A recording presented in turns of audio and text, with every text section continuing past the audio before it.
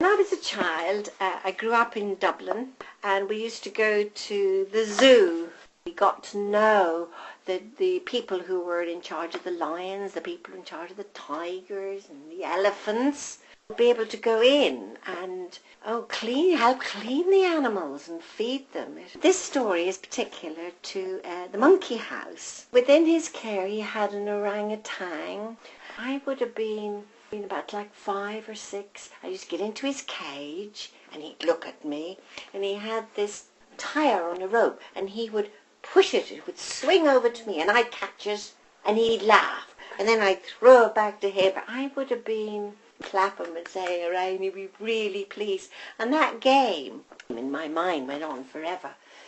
But if you fast forward to the time that I was asked to be a bridesmaid to a cousin she was a good 12 years older than me, and she decided to bring these 2 young cousins of her on an outing, and she chose to go to lunch at the zoo. And we were there, and we were all being very well behaved, and we were following this grand grown-up called Jill, and one of the things we went into is the monkey house. And then, from Jill's point of view, all of a sudden, where's Jacqueline?